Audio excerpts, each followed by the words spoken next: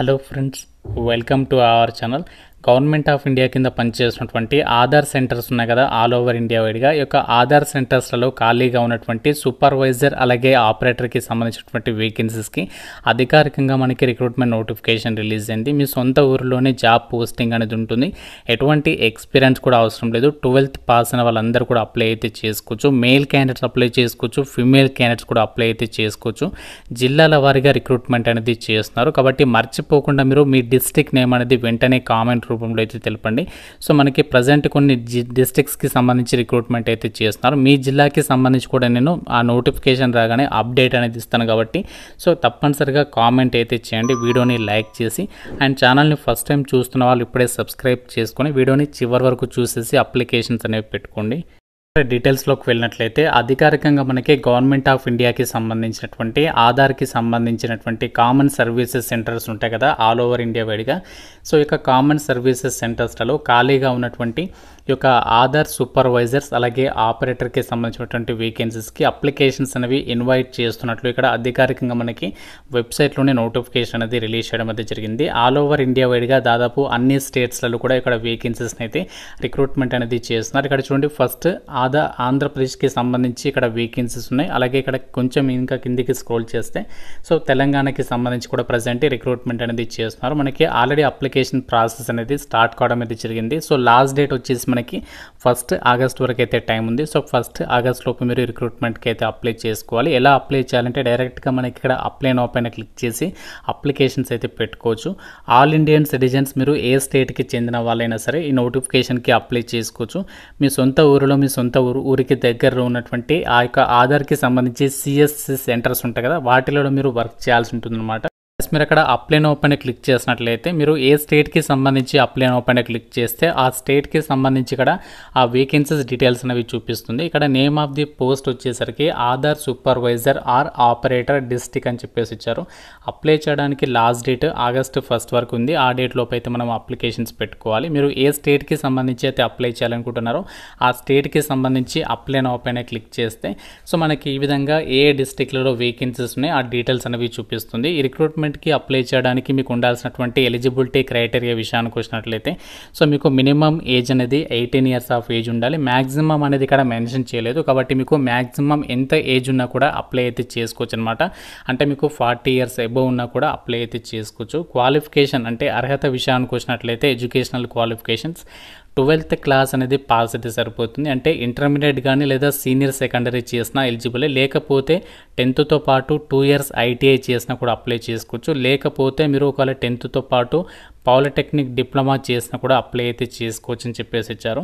అలాగే ఒక రిక్రూట్మెంట్కి సంబంధించి సెలెక్ట్ అయిన వాళ్ళకి మనకి ఏదైతే సెమీ స్కిల్డ్ మ్యాన్ పవర్కి సంబంధించి రెస్పెక్టివ్ స్టేట్స్లో ఏదైతే వేజెస్ అనేవి సెట్ చేసి పెట్టారో ఆ విధంగా మీకు ఆ యొక్క అమౌంట్ అనేది ఎవ్రీ మంత్ కూడా మీకు రెమ్యునరేషన్ అనేది ప్రొవైడ్ చేస్తామని చెప్పేసి చెప్తున్నారు. అప్ టు దాదాపుగా మీకు 20,000 వరకు అయితే మీరు ఆ యొక్క సాలరీ అనేది పొందేటువంటి అవకాశం అనేది ఉంటుంది. సో మీకు ఒక డౌట్ ఉంటే మీ దగ్గర ఉన్నటువంటి ఆధార్ సెంటర్స్కి వెళ్ళి అడగండి. సో వాళ్ళు మీకు క్లియర్గా ఎక్స్ప్లెయిన్ చేస్తారు అసలు వర్క్ ఏముంటుంది, సాలరీ ఎంత ఇస్తున్నారని చెప్పేసి. సో కాబట్టి మీకు ఒకవేళ డౌట్ ఉంటే మాత్రం మీరు డైరెక్ట్గా వెళ్ళి తెలుసుకోండి. ఇక్కడ మనకి ఎగ్జాక్ట్గా ఎంత ఉంటుంది అని చెప్పేసి మెన్షన్ అయితే చేయలేదు, మరీ ఎక్కువగా అయితే ఉండదు. సో మీరు గమనించండి, ఇక్కడ వేకెన్సీస్ వచ్చేసి ఇక్కడ ఎస్పీఎస్ఆర్ నెల్లూరు, అలాగే శ్రీకాకుళం, వెస్ట్ గోదావరి, ఏలూరు, గుంటూరు, తిరుపతి, విశాఖపట్నం అండ్ విజయనగరం, కృష్ణ, ఈ విధంగా మనకి లొకేషన్స్లలో ప్రజెంట్ రిక్రూట్మెంట్ చేస్తున్నారు. అలాగే తెలంగాణకి సంబంధించి కూడా చెప్తాను. సో ఇక్కడ ఈ యొక్క మిగతా డిస్ట్రిక్ట్ల వాళ్ళు అప్లై చేసుకోకూడదంటే అలా ఏం లేదు. ఇక్కడ మీరు మిగతా డిస్ట్రిక్ట్స్కి సంబంధించి కూడా రిక్రూట్మెంట్ అనేది చేస్తారు. సో అది కూడా మీకు అప్డేట్ అనేది చేస్తాను. అలాగే ఎవరైతే అప్లై చేయాలి అనుకుంటున్నారో సో మీకు బేసిక్ కంప్యూటర్ స్కిల్స్ అనేవి ఉండాలి అని చెప్పేసి ఇక్కడ రిక్రూట్మెంట్ డీటెయిల్స్లో అయితే వాళ్ళు క్లియర్గా అయితే మెన్షన్ చేయడం అయితే జరిగింది. మీరు అప్లై నౌ పైన క్లిక్ చేసి డైరెక్ట్గా అప్లికేషన్ ఫామ్ అనేది ఇలా ఓపెన్ అవుతుంది. సో ఇందులో మీ డీటెయిల్స్ అనేవి ఫిల్ చేసి సబ్మిషన్ చేయాల్సి ఉంటుంది. ఎలాంటి అప్లై ఫీ అయితే లేదు. అలాగే మనకి ఇక్కడ రిక్రూట్మెంట్కి సంబంధించి అప్లై చేయడానికి కూడా మీకు ఎలాంటి ఎక్స్పీరియన్స్ కూడా ఏమీ ఉండాల్సినటువంటి అవసరం లేదు. తెలంగాణకి సంబంధించి ఎన్ని వేకెన్సీస్ ఉన్నాయి ఆ డీటెయిల్స్ కనుక గమనించినట్లయితే సో తెలంగాణ వాళ్ళు కూడా మీరు కూడా మీ డిస్ట్రిక్ట్ నేమ్ అనేది కామెంట్ రూపంలో అయితే తెలపండి. ఇక్కడ వేకెన్సీస్ వచ్చేసి జనగాన్, అలాగే Jogulamba Gadwal, Mulugu district and Nagar Kurnool, Nirmal, Peddapalli, Sangareddy, Vikarabad. So ఈ లొకేషన్స్లో ప్రజెంట్ వేకెన్సీస్ అనేవి రిక్రూట్మెంట్ అనేది చేస్తున్నారు. సో దీనికి సంబంధించి కూడా ఎలిజిబిలిటీ అన్నీ కూడా సేమ్ అనమాట, వేకెన్సీస్ మాత్రమే మారుతాయి. సో ఇలా మనకి ఆల్ ఓవర్ ఇండియా వైడ్గా అన్ని స్టేట్స్లలో కూడా ప్రజెంట్ రిక్రూట్మెంట్ అనేది చేస్తున్నారు.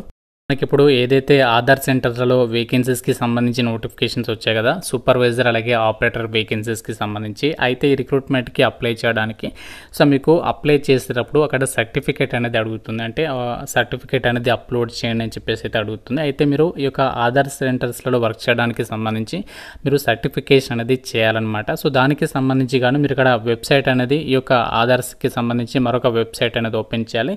UIDAINSEIT ఈ యొక్క వెబ్సైట్ అనేది లింక్ కూడా మన వెబ్సైట్లో అయితే ప్రొవైడ్ చేస్తాను. ఈ యొక్క వెబ్సైట్లోకి వచ్చిన తర్వాత ఇక్కడ మీరు క్రియేట్ ఎ న్యూ యూజర్ పైన క్లిక్ చేయాలి. So create a new user పైన క్లిక్ చేసేసి అప్లోడ్ XML ఫైల్ అని చెప్పేసి అంటుంది. సో ఇదే ఎక్కడి నుంచి తీసుకురావాలంటే మనకు డైరెక్ట్గా ఆధార్కి సంబంధించినటువంటి వెబ్సైట్లోకి వెళ్ళి మీరు లాగిన్ అవ్వాలి. సో అది కూడా చెప్తాను.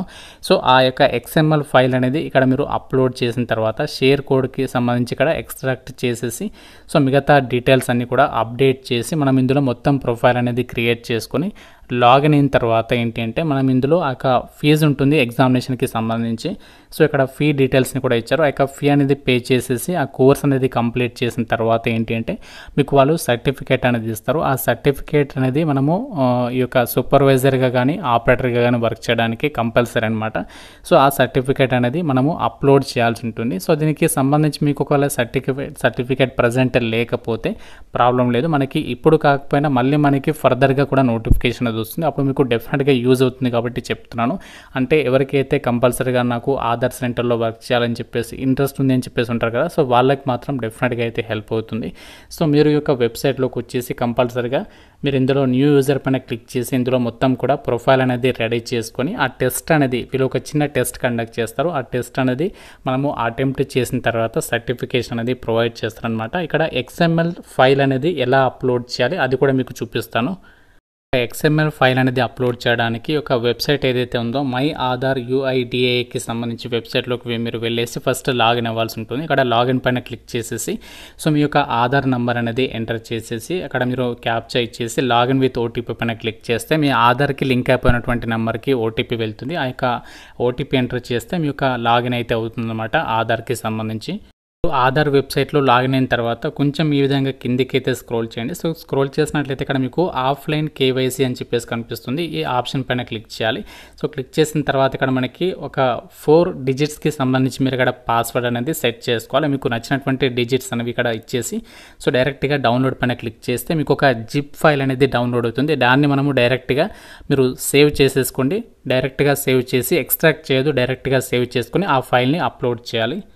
మీరు యొక్క XML ఫైల్ అనేది డౌన్లోడ్ చేసుకొని ఇక్కడ అప్లోడ్ చేసిన తర్వాత చూస్ ఫైల్ మీద క్లిక్ చేసి అప్లోడ్ బటన్ పైన క్లిక్ చేసిన తర్వాత మళ్ళీ ఇక్కడ షేర్ కోడ్ అనేది ఎంటర్ చేసి ఎక్స్ట్రాక్ట్ పైన క్లిక్ చేస్తే సో మనకి ఈ విధంగా అయితే వస్తుంది. తర్వాత మీరు ఇక్కడ మొబైల్ నెంబర్ అనేది ఎంటర్ చేసి వ్యాలిడేట్ పైన క్లిక్ చేస్తే సో మీరు తర్వాత ఆ యొక్క OTP వస్తుంది. ఆ OTP అనేది ఇక్కడ ఎంటర్ చేసేసి సో తర్వాత నెక్స్ట్ ప్రాసెస్ చేయాలి.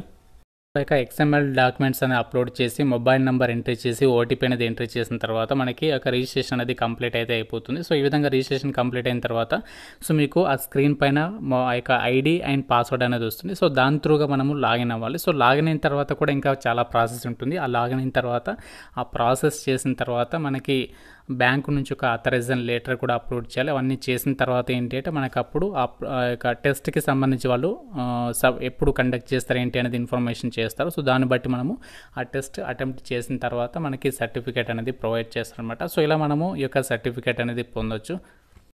గాయస్ ఇది మనకి ఒక ఆధార్ సెంటర్స్లలో ఖాళీగా ఉన్నటువంటి సూపర్వైజర్ అలాగే ఈ యొక్క ఆపరేటర్ వేకెన్సీస్కి సంబంధించినటువంటి రిక్రూట్మెంట్ డీటెయిల్స్.